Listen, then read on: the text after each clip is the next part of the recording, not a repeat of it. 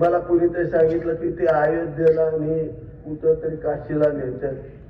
बरं आहे बाबा, चांगलं आहे. मी त्यांना म्हणलं, दादा आम्ही बोललो, त्याच्याआधी आपली 1,500ची पहिली ट्रेन तरी बुक कर उद्या सकाळी, आणि आपली परवा दिवशी माणसं 1,500 घेऊन जा. कालवा न करता घेऊन जा. त्याला 4 लिहिली, आपण 8,000 न्यायची. आपलं ठरलंय की नाही, एकच 2, 4. खर तर इलेक्शन पण असं मस्त मजा चालली आहे इथं. गडी बऱ्याच दिवसापासून इथं व्यायाम करायला सुरुवात केली आहे, पण आता ढेपाळ्यात वाटतंय मला. आज गणपतीपासून त्यांनी सुरुवात केली, आपण दुर्गादेवीपासून सुरुवात केली.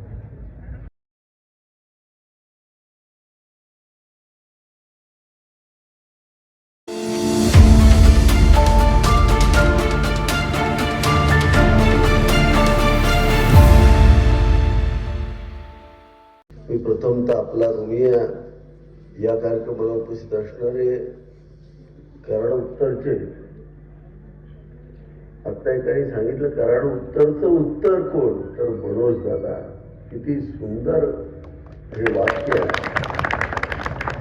ते माझे सहकारी मित्र बंधू मनोज दादा घोरपडे, आपल्या गटाच्या उमेदवार सुनीताई भोसले, युवा नेते राजू भोसले, आमचे दुसरे युवा नेते कृष्णात छडे मामा, दिलीपजी कदम, जालिंदरजी कदम, काशीनाथ कदम गुरुजी, सुनीलजी मलवळकर, सर्वच नवाय सातगाव ते सर्व सोसायटीचे चेअरमन, सर्व सदस्य, ग्रामपंचायतीच्या सरपंच, माजी सरपंच, सर्वच मान्यवर बंधू आणि भगिनींनो, आता सांगितलं त्यांनी की ग्वाल्हेरचं जरा आणि कदमांचं जरा, शिंद्यांचं आणि कदमांचं नातं खूप दृढ आहे. मी येताना दादांना हाच इतिहास सांगत होतो की जाखणगाव जाऊन आंबेरी आणि कनेरखेडच्या शिंद्यांनी केलेला पराक्रम, संपूर्ण महाराष्ट्रात पानिपतचा जो पराक्रम झाला, जी ऐतिहासिक युद्ध झालं, आणि त्याच्यामध्ये कदमही बरोबर होते. आजही आमचे सगळी जी नाती आहेत ते सापमध्ये खूप दृढ आहेत. दादा आमच्या भाचा पण परवा PSI झाला. इकडे आमचे प्रत्येक घराघरामध्ये कदमांमध्ये जाखणगावचे संबंध आहेत ना, ते संबंध आहेत. आणि ऋण जवळजवळ ऋणानुबंध 3 पिढ्यांचे 4 पिढ्यांचे ऋणानुबंध आहेत आणि प्रेमाचे ऋणानुबंध आहेत. तर साप काय फार जुनं गाव आहे असं नाहीये. आपल्या सगळ्यांना माहिती आहे, मी कृष्ण विकास महामंडळाचा उपाध्यक्ष झालो.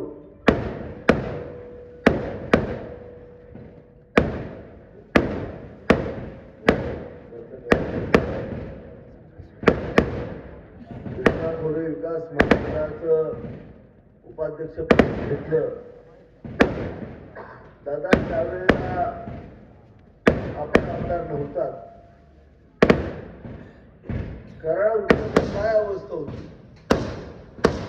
कराड उत्तरचा फक्त 30% भूमी ही सिंचनाखाली आली होती. 70% भूमी सिंचनापासून वंचित होती. अशी वाईट अवस्था या कराड उत्तर मतदारसंघाची होती. दादा माझ्याकडे कृष्णा खोरेच्या ऑफिसला यायचे. दादा मला म्हणायचे, महेश दादा आपलं राजकारण होईल जाईल, मी आमदार होईल मला माहित नाही, पण मला एक गोष्ट करायची, तुम्ही काही करा, आपण तर वाकडं भल्या भल्यांशी दोघांनी घेतलंय आणि कुठलीही गोष्ट आम्ही एकट्याने केली नाही किंवा त्यांनी एकट्याने केली नाही, दोघांनी एकत्र मिळूनच बाकीच्यांचे कार्यक्रम केलेत, लक्षात घ्या. त्यामुळं दादा मला म्हणायचे, नाही दादा माझं राजकारण होईल जाईल, पण कराड उत्तर सुद्धा मला 100% सिंचनाखाली आणायचं, त्यासाठी आपण एक प्लॅन आखू. कृष्णा खोरेच्या ऑफिसमध्ये बसून आम्ही प्लॅन आखले. हनबरवाडी धनगरवाडी जी तुमची योजना इतक्या वर्ष बंद होती, फॉरेस्टचे लोक ते योजना होऊन देत नव्हते. दादा आणि मी फक्त सातारपासून कराडपर्यंत जाईपर्यंत ही योजना मार्गी लावली आणि 1 महिन्याच्यात ते पाणी आपण काढून दाखवलं. तीच अवस्था तारळीची होती. 2007 पासून धरण बांधलेलं होतं. धरण तसंच पडलेलं होतं, त्यातलं एक थेंबी पाणी कराड उत्तर मतदारसंघाला येत नव्हतं. कोण पालकमंत्री झालं, कोण पालकमंत्री झालं, कोण काय काय झालं, पण कुणाच्या दम झाला नाही की ते पाणी बाहेर काढायचा. दादानी आणि मी ठरवलं. आमचे आत्ताचे पालकमंत्री सन्माननीय शंभूराज देसाई साहेबांना आम्ही दोघांनी सांगितलं, अरे बाबा दुष्काळ फार मोठा आहे, अख्ख्या जिल्ह्यामध्ये पाणी नाहीये, पण 5 TMC पाणी त्या तारळी धरणामध्ये तसंच पडलेलं आहे. आपल्याला ते पाणी बाहेर काढलं पाहिजे, कराड उत्तरचा दुष्काळ हटवला पाहिजे. आम्ही गेलो, कलेक्टर साहेबांना बोलवलं, SP ना बोलवलं. तुम्हाला सांगतो, 1.25 महिन्याच्या आत 2007 पासून जे पाणी त्या धरणामध्ये पडलेलं होतं ते 1.25 महिन्याच्या आत बाहेर काढलं आणि कराड उत्तरला खुलं करून दिलं. हे लक्षात घेतलं पाहिजे. सगळ्यांचे ऊस वाचवले त्या काळामध्ये आम्ही. दुसरी योजना चालू झाली, झे गटापूरची योजना. आमच्या दोघांवरती टीका, माझ्यावरतीच जास्त टीका झाली. तिथलं पाणी पळवलं, तिथलं पाणी पळवलं. ही पळवलं म्हणणारी उंडग्याबाईच्या भूमिकेत आहेत. ही जी म्हणतात त्यांना तुम्ही उंडग्याबाई, तुम्ही कायम उदाहरण देतो. तुम्हाला माहित असेल, ज्या बाईला भाकरी येत नाही ती काय करते, पहिलं म्हणते पीठच बारांडलंय, गिरणीवाला मुर्दालय वाईट आहे. पुढं काय म्हणते, जळानच जरा ओलं आहे, आणि पुन्हा शेवटचा तवा पातळ आहे त्यामुळे भाकरी करावी. आधीच्या नेत्यांचं असंच होतं, पाणी द्यायचं नव्हतं आम्हाला म्हणून 100 बहाणे करायचे आणि सगळी चाकरी पुणे जिल्ह्याची, सांगली जिल्ह्याची करायची. मला एक प्रश्न विचारायचे तुम्हाला, अरे ज्या धोम धरणाचं पाणी सातारा जिल्ह्याच्या मालकीचं होतं, त्या धोम धरणाच्या वर कुणी धरण बांधलं आणि त्याचा बोगदा काढून पाणी लातूरला आणि बारामतीला कुणी दिलं? हे पाप या सातारा जिल्ह्यातलं कुणी केलं? याचं पहिलं उत्तर द्या, मी तुम्हाला विचारतो. अरे तुम्ही पाप केली, इथल्या शेतकऱ्यांचं जीवन उद्ध्वस्त करायला तुम्ही प्रयत्न केला. अरे कृष्णा नदीचा ओढा केला. मी सांगायचो, चव्हाण साहेबांनी एक लिहिलं कृष्णा काठ नावाचं पुस्तक, पण आमच्या आधीच्या नेत्यांनी कृष्णेचा वाडा नावाचं पुस्तक लिहायला घेतलं होतं. पण आम्ही दोघं चुकून आमदार झालो असं म्हणते. पहिलं तर आम्हाला आमदार म्हणायचीच नव्हती. आम्ही म्हणायचो कधीही आमदार मला म्हणतंय. 2019 ला गेलो, तुम्हाला सांगतो, असला जिल्हा खतरनाक आम्ही बघितलाच नव्हता. मोठ्याच बापाच्या खाली पोरग, पोराच्या खाली नातू, वाटुळं केलं अख्ख्या जिल्ह्याचं. जनतेची सेवा करायची यांना माहित नव्हती. मी तुम्हाला सांगतो, ज्या वेळेला लक्ष्मणराव इनामदार उपसा सिंचन योजना झे गटापूर मंजूर झाली, अरे पाणी कुठलं होतं? हे उरमोडीतलं पाणी होतं, आरक्षित पाणी होतं, त्याचा धोमचा अर्थार्थी संबंध नव्हता. त्यांनी खूप दंगा केला. त्यांना वाटलं ही योजना फक्त खटाव तालुक्याची आहे. आज मी जबाबदारीने सांगतो, 2400 कोटी एकूण निधी या योजनेला आला. राज्याचे मुख्यमंत्री आदरणीय देवेंद्र फडणवीस साहेब आणि एकनाथ शिंदे साहेबांनी हा निधी दिला.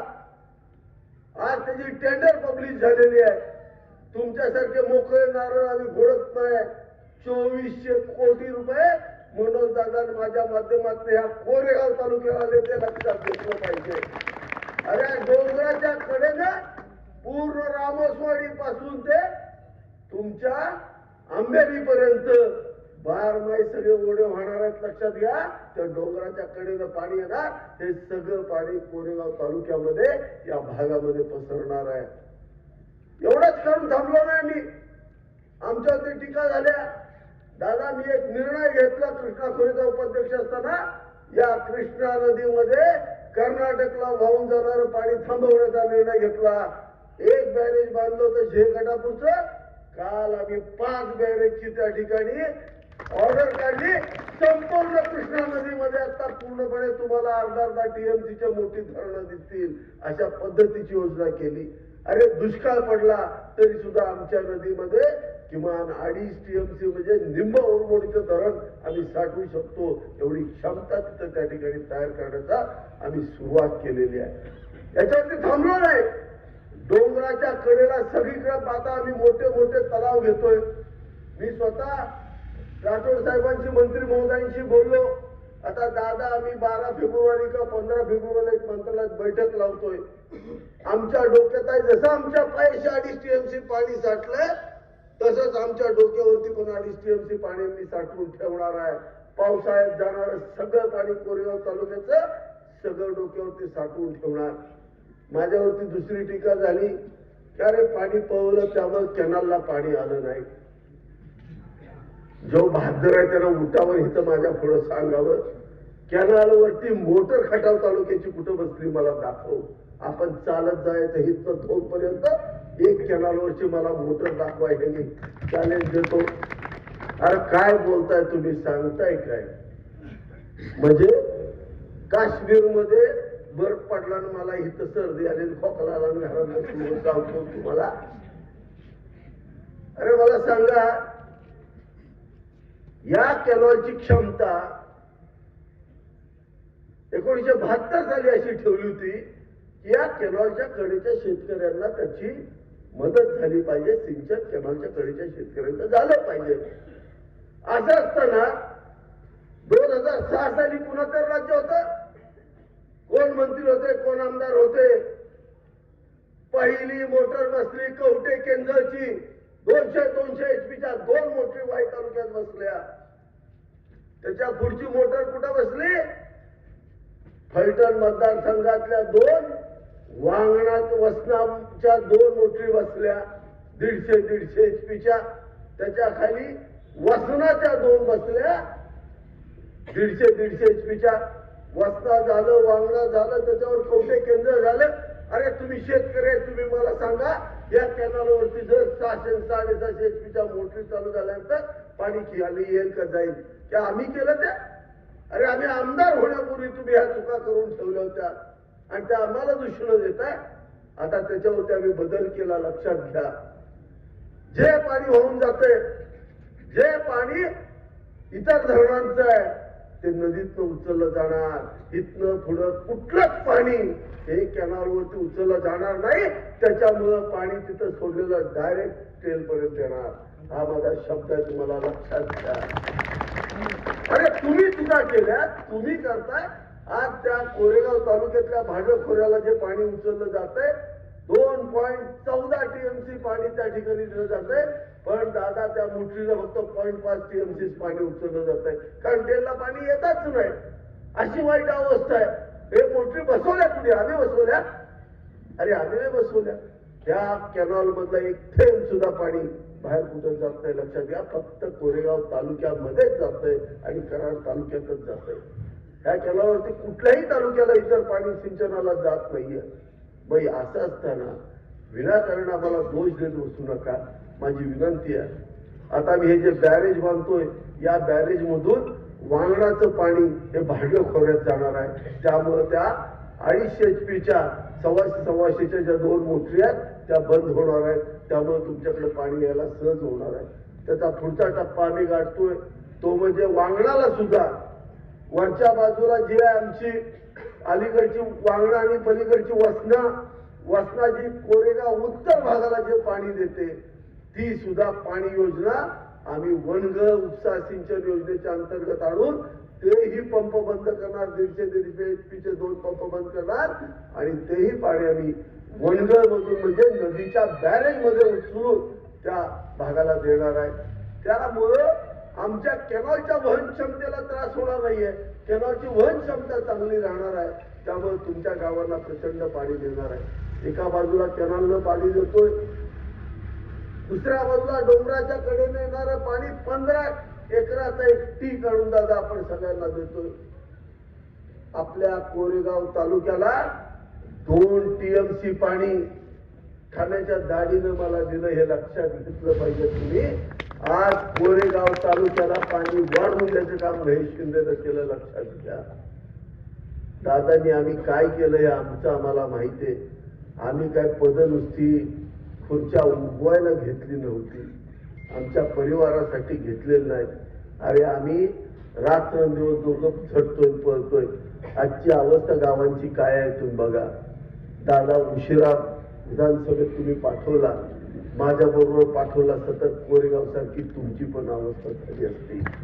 आज जेव्हा कोरेगाव मतदारसंघामधलं प्रत्येक गाव बघा, या महाराष्ट्रामध्ये सगळ्यात स्वच्छ आणि सुंदर कुठला तालुका असेल तर माझा कोरेगाव मतदारसंघ आहे, लक्षात घ्या. आणि दादाही त्याच पद्धतीने कामाला लागलेले आहेत. आता काही वर्षामध्ये तुमची गावं स्वच्छ आणि सुंदर होतील. ह्यांचे काय आम्ही हात मानले होते का हो? गटर तशीच, रस्ते तसेच, अशा अवस्थेमध्ये ही गावं सोडून गेले. माझी सर्वांना विनंती आहे, राजकारणाच्या जागेवरती होतं. आज कोणतरी उठतो म्हणे लई मोठा नेता आलाय. आला काय, ज्या नेत्याला कपडे काढून आम्ही कुठं पाठवलं तुम्ही सगळ्यांनी बघितलं. का आम्ही गुरामागचा आमदार आहे. मस फिरायला लागली तर तिला वाटतंय माझ्या गळ्यातच काय नाही. जेव्हा ती हे सडा देऊन बाजूला जाते तेव्हा कळते की नक्की काहीतरी मला बांधून ठेवलंय. त्याला कळतच नाही नक्की. त्यामुळे काळजी करू नका. मला कुणीतरी सांगितलं की ते अयोध्येला आणि कुठं तरी काशीला नेतात. बरं आहे बाबा, चांगलं आहे. मी त्यांना म्हणलं, दादा आम्ही बोललो त्याच्या आधी आपली 1,500ची पहिली ट्रेन तरी बुक कर उद्या सकाळी, आणि आपली परवा दिवशी माणसं 1,500 घेऊन जा. कालवा न करता घेऊन जा. त्यानं 4 नेली, आपण 8,000 न्यायची. आपलं ठरलंय की नाही, एकच 2, 2च 4. तर बघा, आम्ही गुराच्या मागे असायचो दादा, आम्ही 3 पाणी खेळायला बसायचो. डोंगरात आपलं काय उद्योग आहे, गुरु करायला आम्ही आपलं 3 पाणी. पण तेव्हा पैसे नव्हते, आम्ही कुयाव खेळायचो. ब्लँक 2 ला 4, 4 ला 8, पण कुया होत्या. आता तीच आपल्याला वेगळ्या पद्धतीने खेळायचे. त्यामुळे शो म्हणायचे, सगळ्याच बाबतीत खेळायचे. त्याला काही तर काय आम्ही काही ह्याच्यासाठी आलोय का? अरे खेळू आपण, काय अडचण नाही. आता एकच कर, फक्त एक करायचं नाही, लक्षात घे. परवा दिवशी निगडीला गेलो, एका ताईला भेटलो. मी बोललो त्यांना म्हणलं, अहो ताई काय झालं सांगा. त्या म्हटलं वैयक्तिक बोलायचे साहेब बाजूला. एक चांगल्या पंथातली ती बाई, सत्संग चालू होता, त्या बाजूला आल्या. मला सांगितलं, साहेब तुम्ही आता बोलला ते सगळं खरं आहे.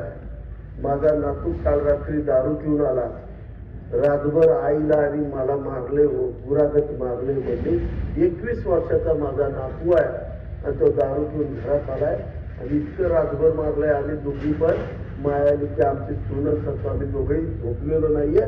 अशा अवस्था आहे. ती लेकरं असं का वागलं म्हणून ती बिरडत्या.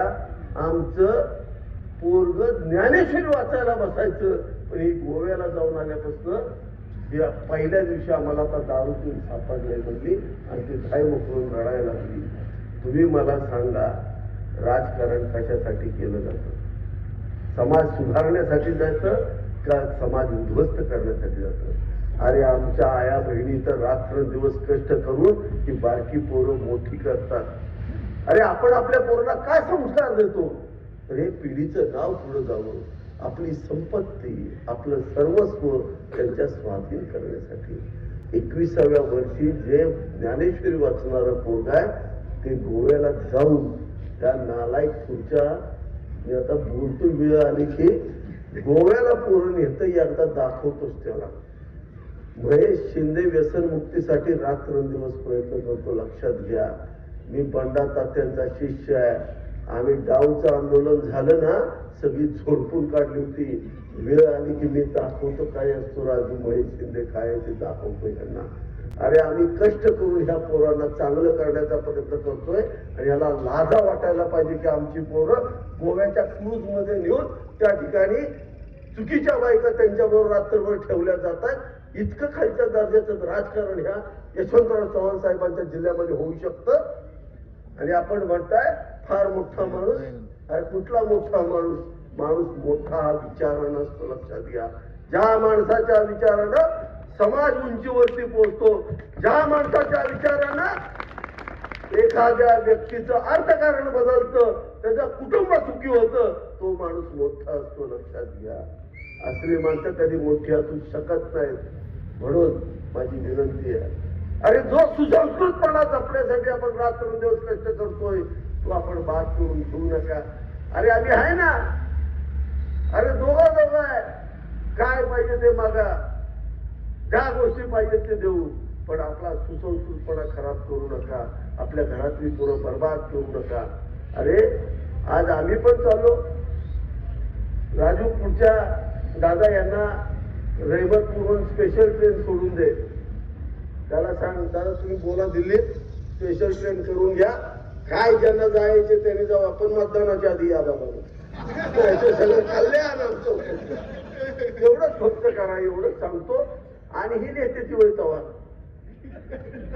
आणि गाढवा गंडवी, अशी ही गाढवा गंडवीची टीम आहे दादा. त्यामुळं त्यांचा इतिहास काढा. सामान्य माणसाच्या जमिनी लुटल्या, किरण सणसला आयुष्यात उठवला. किरण काय नव्हतं, दीपक सणसला आयुष्यात उठवला. त्याची कुमट्या पटेलची 2 एकर जमीन 32,000 काढून गेली. म्हातारी 2012ला मिली आणि 2023 ला तिचा अंगठा उठवलाय. काय पंचायच्या जेव्हा हुशार, आणि तुम्ही पण त्याच्या मागे पळताय. शुभेच्छा. ज्या महिलांना पोरं बाद करायचे त्यांनी नक्की जायचं बरं का त्याच्यावर. जावा सगळी पोरं त्याच्यावर न्या, संध्याकाळी 2 दिवसानं खच्चून हाणतंय पोरं, बोलत नाही तुम्हाला 100% मारतंय पोरं. कारण मी स्वतःच्या कानानं ऐकलं आणि त्यांना बोलू का इथं स्टेजवर, लगेच बोलवतो. अरे आपल्याला पोरं चांगली करायची आणि त्यासाठी प्रयत्न करा.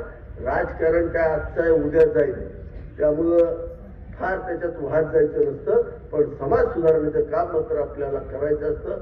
मी आपल्या सर्वांना विनंती करतो, असा एवढा चांगला आमदार निर्णय वेगळा लक्षात घ्या, जो स्वतःच्या खिशातले पैसे घालून जनतेची सेवा करतो. असा एखादा लोकप्रतिनिधी निर्णय वेगळा असतं. अशा लोकप्रतिनिधीला जपणं हे तुमचं कर्तव्य आहे, लक्षात घ्या.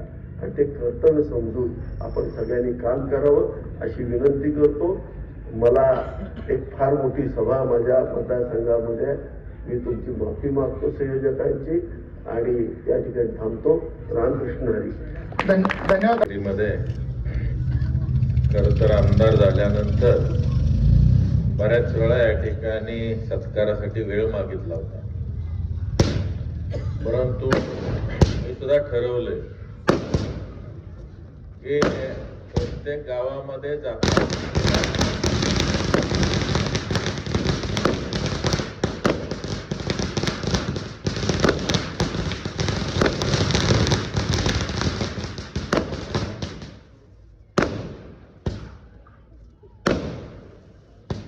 प्रत्येक गावामध्ये जाताना किमान 1 कोटी रुपयांची कामं दिल्याशिवाय तिथं नारळ फोडायला जायचं.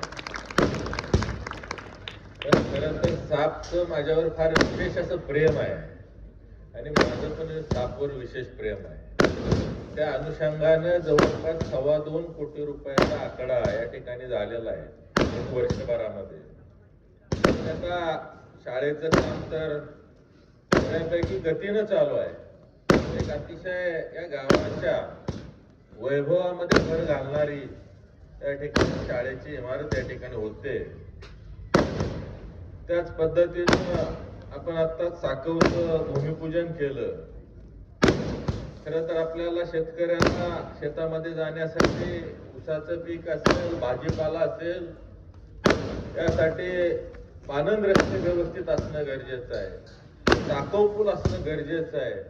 या अनुषंगानं आपण साकव पुलाचं 62 लाख रुपयाच्या आता भूमिपूजन झालं. पानंद रस्त्याला जवळपास 18 लक्ष रुपये आपण या ठिकाणी दिलेले आहेत, त्याचंही आता भूमिपूजन झालं. आज अंतर्गत कॉन्क्रिटीकरण असेल, डांबरीकरणाचं काही रस्ते असतील, गटरसाठी या ठिकाणी आपण पैसे दिले आणि त्या माध्यमातून मला समाधान आहे की खरं तर आपण 1 वर्षाच्या कालावधीमध्ये 760 कोटी आणि आता पुन्हा 1-1.5 महिन्यामध्ये जवळपास आपला आकडा 900 कोटीच्या पर्यंत आता आलेला आहे. म्हणजे प्रत्येक महिन्यामध्ये अतिशय चांगल्या पद्धतीने या ठिकाणी आपल्याला पैसे मिळत आहेत. मागच्या 2 दिवसापूर्वी मी मुंबईला गेलो होतो. आपल्या विभागाचं जसं पाण्याचं अडचण आहे, त्याच पद्धतीनं हायवेच्या वरच्या बाजूला, उरमोडी कॅनॉलच्या वरच्या बाजूला बरंचसं क्षेत्र पाण्यापासून वंचित राहत होतं. त्या विभागामध्ये पूर्वी कारखान्याच्या स्कीम होत्या, आज बंद पडल्या. आज त्या भागातलं जवळपास 70% क्षेत्र खरीप झालं. आज त्या ठिकाणी जवळपास 57 कोटी रुपयांची समर्थ गाव आणि काशीळ उपसा सिंचन योजनेचं टेंडर मागच्या 2 दिवसापूर्वी आपण काढलं. अशा पद्धतीनं त्याच पद्धतीनं आमचा माझगावचा ब्रिज बऱ्याच दिवसापासून 40 वर्षापासून मागणी होती. त्याला नाबार्डच्या माध्यमातून 8 कोटी रुपये मंजूर करून घेतले.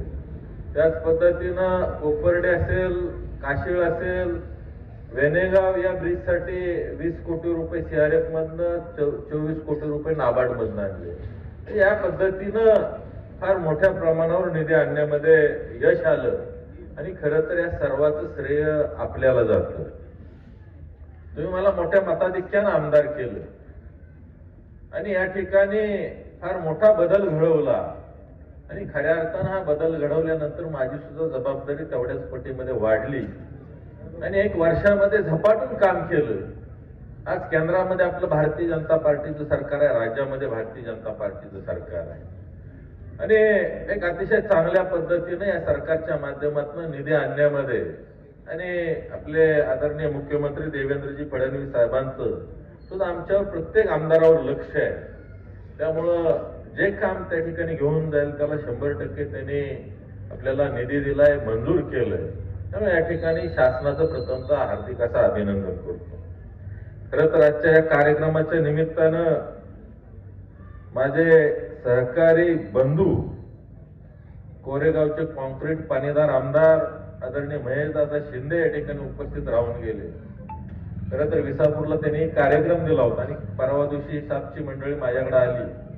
ते म्हणले आम्ही बरेच दिवस तुम्हाला कार्यक्रम मागतोय, आचारसंहिता लागली तर म्हणलं लागली तर लागू द्या, काय नारळ फोडायचा ठेवू, इथं काम केलेलं सांगायला कोण आपलं तोंड धरणार आहे.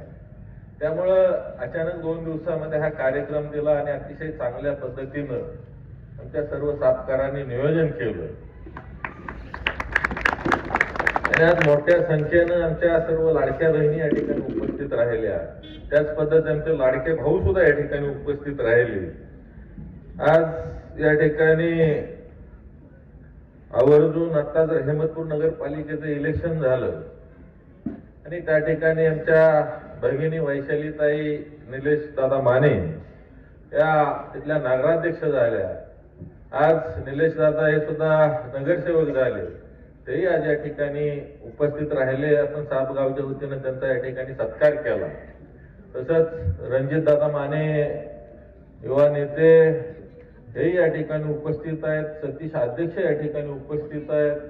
तेही दोघेही नगरसेवक झाले.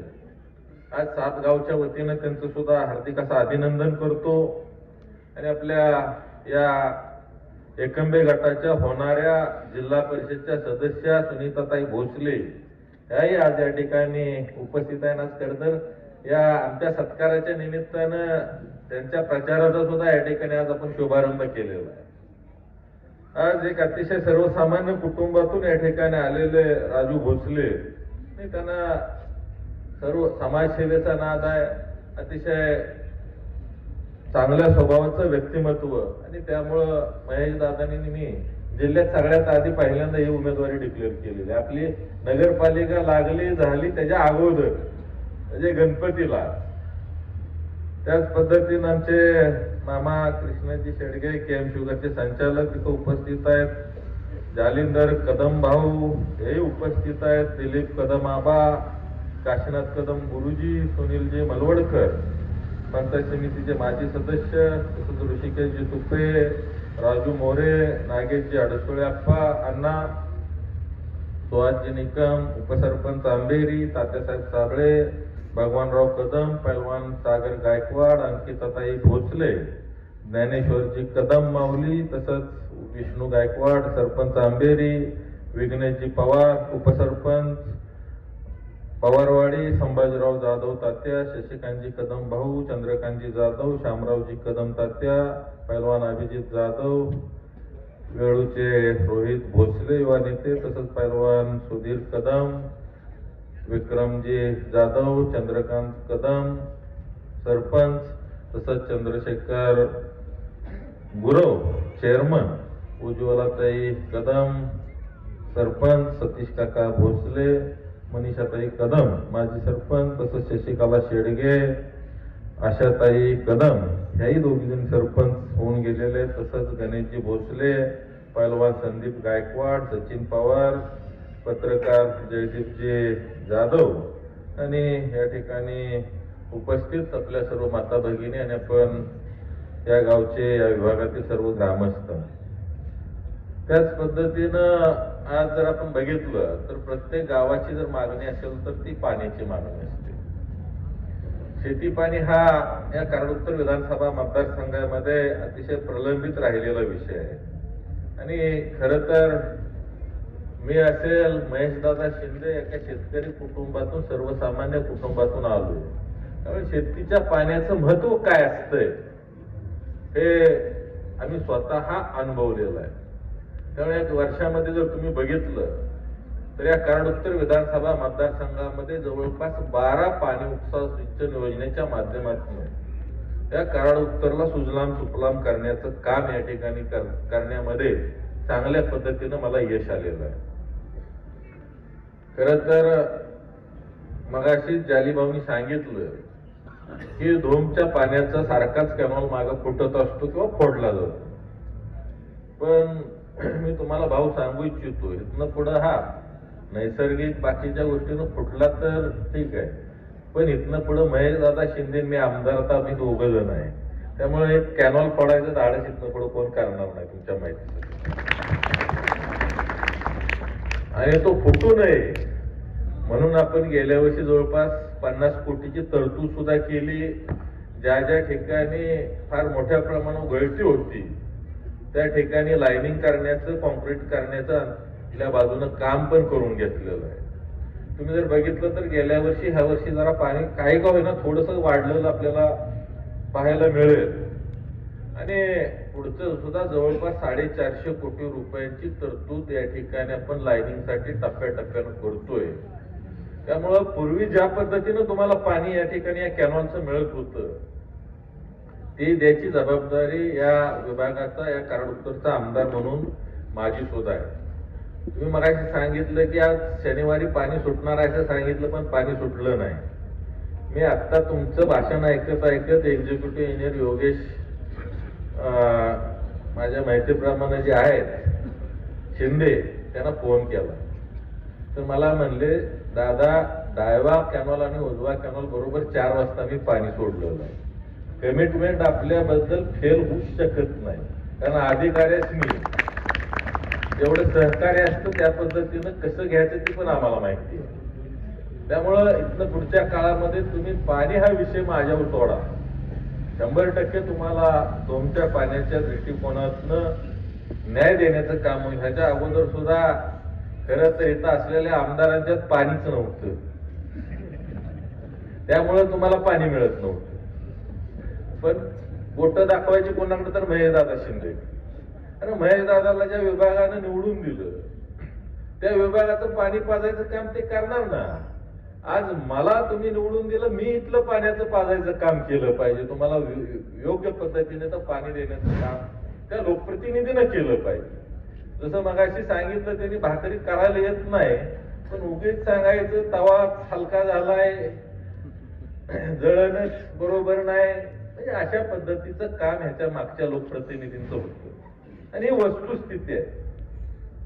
आज जर तुम्ही बघितलं तर त्या विभागातली हनबरवाडी धनगरवाडी योजना जवळपास त्यांनीच परवा दिवशी मसूरच्या माजी जिल्हा परिषद सदस्यांनी सांगितलं की म्हणल्यावर हे काम आदरणीय PD पाटील साहेबांचं हे श्रेय आहे. आम्ही 100% मंजुरीबाबत त्यांचं श्रेय म्हणतोय. आम्ही काही नवीन मंजूर केलंय असं अजिबात म्हणत नाही. पण हे कधी तर म्हणले 85 साली त्यांनी मंजूर केली.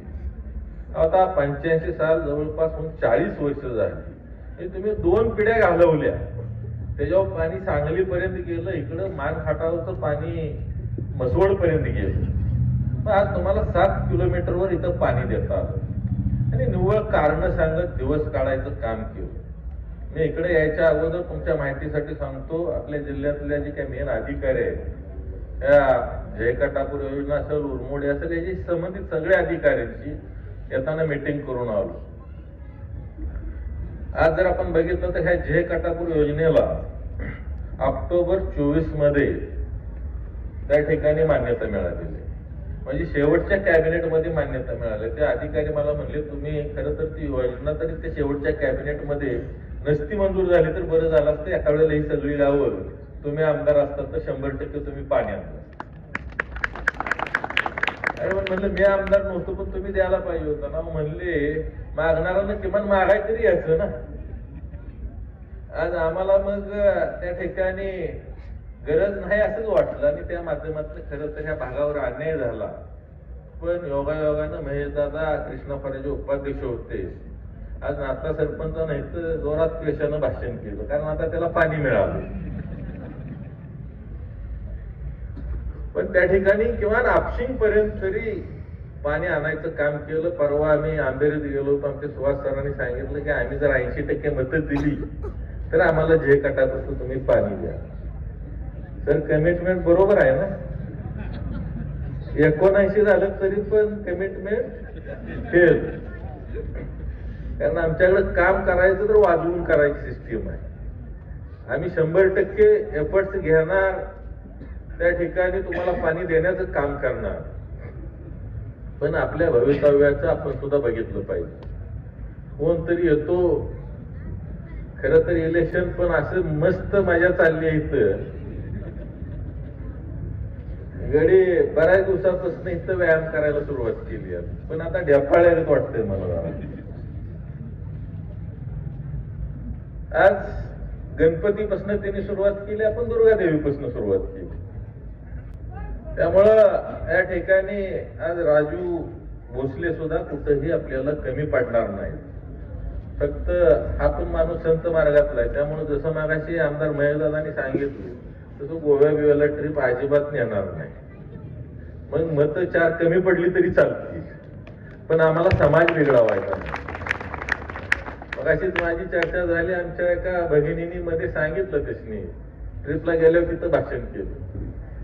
त्यात सांगितलं की आम्ही बाबा मनोज दादाचं नेतृत्व मानतो, त्यामुळे त्यांच्यावर तू असलास तर आम्ही तुझ्या बऱ्या, नाही तर आमचा तुमचा संबंध नाही. पुन्हा म्हटले आता नवीन ट्रिप आहे, आता नाही म्हणले आम्ही आता स्वर्गवासी झालोय, आमचा तुमचा संबंध संपला. आमच्या लाडक्या बहिणी पण फार चांगल्या पद्धतीने तयारीच्या आहेत आणि ही तयारी असणं गरजेचं आहे. कोणाच्या पण नादाला लागू आपलं नुकसान करून घेण्यामध्ये काय अर्थ नाही. आज इलेक्शन आहे, मला फक्त तुम्ही इलेक्शनचा निकाल झाल्यानंतर ते घरी जाणार का तर 100% जाणार. फक्त तुम्ही फोन केला आणि त्यांनी उचलला तरी मला सांगा, कारण एखाद्या हेतून जर एखादी व्यक्ती या ठिकाणी येत असेल त्याला सामाजिक बांधिलकी असणे हे सुद्धा फार गरजेचं असतं. आणि ती सामाजिक बांधिलकी या ठिकाणी जवाहरलाल भोसलेकडे आमचे आहे बघा. आज प्रत्येक गावामध्ये जाऊन त्या ठिकाणी, परवा दिवशीच आम्ही गाडीमध्ये होतो, काही मंडळींचं कोणाचं दवाखान्याचे विषय आले, त्यांनी लगेच काही फोन महेशदादांना केलंय, माझ्याकडनं काय होण्यासारखे विषय होते मला सांगितले. म्हणजे ही तळमळ आहे, ही तळमळ असणं हे सुद्धा फार गरजेचं आहे. खरं तर आज आमच्या साप गावचा जर विषय सांगायचा झाला तर शेतीचं पाणी हा अतिशय ज्वलंत अशा पद्धतीचा हा विषय आहे. पण मी या ठिकाणी आपल्याला सांगू इच्छितो, आज आंबेरीपर्यंत आपण पाणी देतोय. या ठिकाणी ज्या वेळेला वेळू बेलेवाडीला पाणी येईल त्यावेळेला ऑटोमॅटिक जो कॅनॉलच्या वरचा भाग आहे त्यावेळेला सापला सुद्धा पाणी देणं हे आमच्यावर बंधनकारक आहे. आणि त्या अनुषंगानं आज नागझरीची पण मंडळी आहे तिथं. प्रत्येक सभेत मी नागझरीचं नाव घेतो, त्याला कारण आहे. मला परवा त्या ठिकाणी गणवट म्हणून एक्झिक्युटिव्ह इंजिनियर होते, मी त्यांना म्हणत होतो की आपल्याला नाही कुठलं पाणी मिळालं तर धनगरवाडी योजनेमध्ये आपल्याला याचा समावेश केला पाहिजे. पण ती त्या ठिकाणी फिजिबिलिटी व्यवस्थित येत नव्हती. मला परवा त्यांचा फोन आला होता, दादा म्हणले तुमचं विशेष अभिनंदन. म्हणले मी अभ्यास केला, माझ्या अभ्यासाप्रमाणे नागझरीला पाणी मिळेल असं मला काही वाटत नव्हतं, पण आता तुम्ही सांगितल्यावर जावं लागत होतं तिथं. पण अतिशय तुम्ही चांगल्या पद्धतीचं नियोजन केलं, अभ्यासपूर्वक या ठिकाणी 0.26 TMC पाणी आज नागझरीला मंजूर करून दिलं. मी आमच्या तिकडच्या, आता त्यांची बदली झाली, त्या आमदारांनी सांगितलं जाऊन तिथं तुम्ही बघा काय परिस्थिती आहे आणि त्यांच्याकडनं तुम्ही शिकून घ्या कशा पद्धतीनं पाणी आरक्षित करायचं, कशा पद्धतीने या ठिकाणी 1 इंच भूमी या ठिकाणी पाण्याखाली आणायची. आज गडापली, पवारवाडी, जयपूर आणि ही 3 गावं त्याच पाण्यापासून वंचित आहेत. पण ह्यासाठी सुद्धा माझा आता बऱ्यापैकी थोडासा अभ्यास चांगल्या पद्धतीनं झालाय पाण्याच्या बाबतीत, पण थोडंसं पाणी मला आता सापडलंय उर्वरित पाण्यासाठी. आता माझं नियोजन चाललंय की कशा पद्धतीनं या ठिकाणी ते पाणी आरक्षित करून त्या उर्वरित राहिलेल्या 5-6 गावांना ते पाणी द्यायचं आणि त्याला फार मोठा काय कालावधी लागेल अशी परिस्थिती नाही. ज्या दिवशी हे प्रिपरेशन पूर्ण होईल त्यावेळेला मी तुम्हाला सांगतो, टेंडर काढलं की 1 ते 1.5 वर्षाच्या आत पाणी आपल्या शेतामध्ये जाईल अशा पद्धतीचं नियोजन आपण या ठिकाणी करतो. मागच्या महिन्यामध्ये मी गणेशवाडी योजनेचं भूमिपूजन केलं. येणाऱ्या फेब्रुवारी पर्यंत सगळं पाईपलाईनचं काम तिथलं होतं. म्हणजे रेकॉर्ड ब्रेक असं म्हणा की जून ते जुलै पर्यंत तिथं गणेशवाडी योजनेचं पाणी शेतात 8 ते 9 महिन्याच्या आत शेतामध्ये जाईल अशा पद्धतीनं इतक्या स्पीडनं कामं चालू आहेत. आपली कामं 40-40, 50-50 वर्ष हे आपलं टार्गेट नाही. आपलं टार्गेट आहे की 1 ते 1.5 वर्षामध्ये कशा पद्धतीने या ठिकाणी पाणी देता येईल. आणि एक असते, तुमच्याकडं जर इच्छा असली तर मार्ग हा 100% मिळत असतो. आणि आमच्याकडं अतिशय तळमळ या अनुषंगानं आहे, कारण आमच्या आई वडिलांनी आमचे संस्कार केलेले आहे. आमच्या वडिलांनी आम्हाला शिकवलंय जगामध्ये कष्ट या गोष्टीला पर्यायच नाही.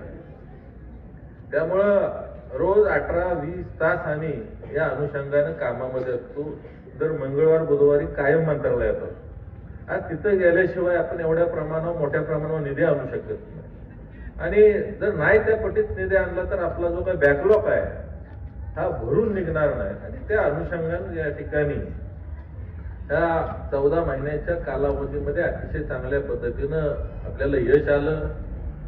खरं तर रहमतपूरच्या नगरपालिकेचं इलेक्शन अलीकडेच झालं आणि बऱ्याच वेळा बोललं जायचं की आज एवढ्या वर्षाची ही सत्ता आहे आणि 100% तुम्हाला यश येणार नाही. पण मी तुम्हाला सांगतो, आज निलेश दादा असतील, रणजित असेल, प्रत्येकानं, म्हणजे हे तर उमेदवार होते पण कार्यकर्त्यांनी सुद्धा एवढ्या ताकदीनं त्या ठिकाणी काम केलं आणि त्या माध्यमातून रहमतपूर नगरीमध्ये सुद्धा फार मोठं परिवर्तन झालं. आज जवळपास या भारतीय जनता पार्टीच्या महायुतीच्या सरकारच्या माध्यमातून जवळपास 90 कोटी रुपये काही कामं प्रस्ताव म्हणजे मंजूर झालेले आहेत, काही टेंडर झालेले आहेत, काही टेंडर मध्ये आहेत प्रोसेसमध्ये आणि काही कामं चालू झाले. आज ही 90 कोटीची कामं झालं तर 50% तिथलं विकास काम संपणार आहे आणि राहिलेल्या कामासाठी आपण निधी आणायला कुठेही कमी पडणार नाही. त्यामुळं हा जिल्हा परिषद गट, खरं तर महेश दादा इथं आमदार आहेत, मी आमदार आहे. ह्या जिल्हा परिषद गटाला एक नाही तर 2-2 आमदार आहेत. त्यामुळं इथला विकास इतर गावांच्या मानानं डबल स्पीडनं या ठिकाणी आपल्याला झालेला पाहायला मिळेल. मगाशी बोलता बोलता राहिलो की महेश दादांचं सांगितलं जातं की इकडं खाली पाणी येऊन दिलं नाही, पण आज मी तुम्हाला सांगतो, एखादं पाणी आरक्षित करून आणलं ना की एका गावाला सुद्धा कोण कोणाच्या देत नाही पाणी. पण आज हे एवढ्या मोठ्या मनाचा माणूस आहे की आमचं तर म्हणणं होतं की आम्हाला जय काटापूरमध्ये अगदी पवारवाडी जयपूर पर्यंत पाणी मिळालं पाहिजे. पण शेवटी त्या ठिकाणी जी काय उपलब्धता होती त्यामध्ये त्याने आपशिंग पर्यंत पाणी द्यायचं मान्य केलं. आज आंबेरीला सुद्धा त्यातनं आपण पाणी देतोय. आज ह्या 5-6 गावाला त्या ठिकाणी त्यांनी स्वतः आरक्षित करून आणलेल्या पाण्यातून पाणी दिले. त्यामुळं अशा माणसाविषयी चुकीच्या अफवा पसरवणं समाजामध्ये काहीतरी बुद्धिभेद करणं आणि या गोष्टीला आपण साफ कराने कदापि बळी पडता कामा नये.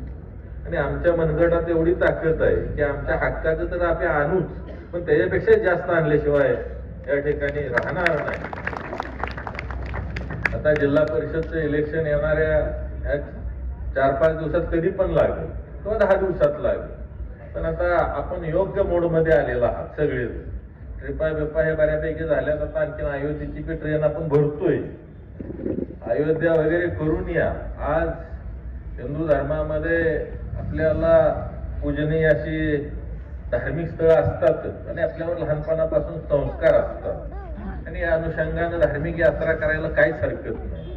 पण आज आपण या ठिकाणी आपली पुढची पिढी वाम मार्गाला लागता कामा नये ह्याची सुद्धा तेवढीच काळजी घेतली पाहिजे. आणि त्या अनुषंगानं चुकीचं कुठलीही गोष्ट आपल्या उमेदवारांच्या माध्यमातून किंवा आमच्या माध्यमातून होणार नाही हे या ठिकाणी आपल्याला सांगतो.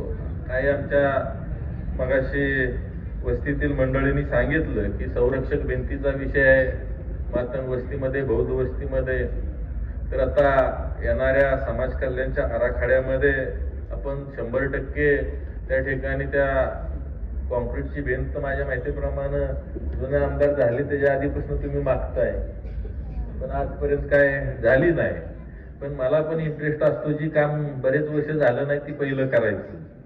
त्यामुळे मी तुम्हाला सांगतो लवकरात लवकर या ठिकाणी आपली ती ओढ्याची भिंत आहे ती बांधून देण्याचं अभिवचन या ठिकाणी आपल्याला मी देतो. तसंच बौद्ध विहाराच्या बाबतीत सुद्धा येणाऱ्या मार्चचे जे काय बजेट आहे आता फेब्रुवारीमध्ये अधिवेशन सुरू होईल, त्यामध्ये प्रायोरिटीनं आपल्याला त्या बौद्ध विहारासाठी तुम्ही जागा उपलब्ध करून द्या. तुम्हाला एक अतिशय सुसज्ज अशा पद्धतीचं बौद्ध विहार बांधून देण्याचं आपल्याला या ठिकाणी मी अभिवचन देतो. त्याच पद्धतीनं या ठिकाणी उपकेंद्राची सुद्धा मागणी आहे. तर या उपकेंद्राच्या अनुषंगानं सुद्धा ऑलरेडी आपण त्याचा पाठपुरावा पण सुरू केलेला आहे. आरोग्यमंत्री माझे अतिशय आंबेडकर साहेब जिवलग मित्र आहेत, त्यामुळे तुम्ही जागेची व्यवस्था करून द्या. तुम्हाला उपकेंद्राचं सुद्धा नियोजन लवकरात लवकर कशा पद्धतीनं करून देता येईल ती सुद्धा करतो. कारण शेवटी आज आपण डॉक्टरांच्याकडे गेलो तर किमान 1000 रुपये जातात. पण ते जर उपकेंद्र असलं आपलं प्राथमिक आरोग्य केंद्र असेल तर त्या ठिकाणी आपल्याला जवळच्या अंतरामध्ये उपचार चांगल्या पद्धतीने फ्रीमध्ये मिळत असतात. आज आपण बघितलं शासनाच्या माध्यमातून लाडकी बहीण योजना या ठिकाणी सुरू झाली. विरोधकांनी त्यावेळेला फार मोठ्या प्रमाणावर आवई उठवली. इलेक्शन झालं की हे पैसे यायचे बंद होणार. तर आमच्या भगिनींना मला विचारायचे अजून योजना व्यवस्थित चालू आहे ना. त्यामुळं त्या ठिकाणी वेगवेगळी नरेटिव्ह पसरवली जातात. पण आमच्या माता भगिनींसाठी या महायुतीच्या सरकारनं अतिशय चांगल्या पद्धतीनं आजपर्यंत काम केलेलं आहे. आणि मगाशीच सांगितलं की इथं हाय व्होल्टेज वगैरे, तर मला तर इथं हाय व्होल्टेज काय वाटत नाही. मला खात्री आहे की 2014ला सुद्धा सापनं मला 1 नंबरचं मतदान दिले आणि आता झालेल्या या 24च्या इलेक्शनमध्ये सुद्धा या विभागामध्ये हायेस्ट मतदान देण्याचं काम त्या ठिकाणी सापकारांनी केलं होतं. त्यामुळे तुमचं ज्या पद्धतीनं माझ्यावर प्रेम आहे त्याच्यापेक्षा जादा प्रेम या ठिकाणी आम्ही येणाऱ्या काळामध्ये आज तर करतोच, पण जिल्हा परिषदचे सदस्य सुद्धा तुमच्यावर करतील आणि एक अतिशय कर्तबगार अशा पद्धतीचं नेतृत्व या ठिकाणी या माध्यमातून आपल्याला येणाऱ्या काळामध्ये देण्याचं काम आम्ही करतोय. आज पंचायत समिती गणाचा सुद्धा योग्य असा उमेदवार आम्ही या ठिकाणी आपल्याला देऊ की जेणेकरून या ठिकाणी जे काय किरकोळ विषय असतील ते पंचायत समिती आणि जिल्हा परिषद सदस्यांच्या माध्यमातून या ठिकाणी सोडवले जातील आणि त्या अनुषंगानं आम्ही 100% प्रयत्न करू. आपण सुद्धा ज्या पद्धतीनं विधानसभेला मी उमेदवार आहे याच्यापेक्षा मी स्वतःच उमेदवार आहे अशा पद्धतीनं प्रत्येकानं या ठिकाणी विधानसभेचं इलेक्शन हातामध्ये घेतलं. या कारडोत्तर विधानसभा मतदारसंघामध्ये एक ऐतिहासिक बदल घडवला. त्याच पद्धतीनं ह्या वेळेला पण स्वतः आपण उमेदवार आहे अशा पद्धतीनं या ठिकाणी आपल्या सुनीताताई भोसले यांना जिल्हा परिषदसाठी मोठ्या मताधिक्यानं निवडून आणण्यासाठी त्याच पद्धतीने इथला आपला पंचायत समितीचा उमेदवार निवडून आणण्यासाठी ताकदीनं प्रयत्न कराल आणि एक चांगल्या पद्धतीचं नेतृत्व या ठिकाणी आपल्या या विभागासाठी निवडून आणाल अशी या ठिकाणी अपेक्षा व्यक्त करतो. आणि आम्ही 2 आमदार आता त्यांच्या पाठीशी आहे. भारतीय जनता पार्टी त्यांच्या पार्टीशी आहे. राज्यातलं केंद्रातलं सरकार पार्टीशी आहे.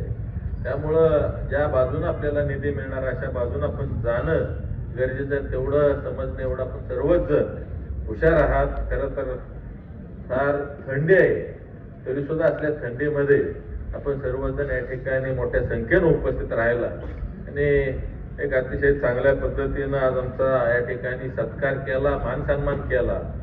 त्याबद्दल आपल्या सर्वांना या ठिकाणी सर्वांचं हार्दिक अभिनंदन करून या ठिकाणी थांबतो. जय हिंद, जय महाराष्ट्र. धन्यवाद दादा. अतिशय मार्मिक पद्धती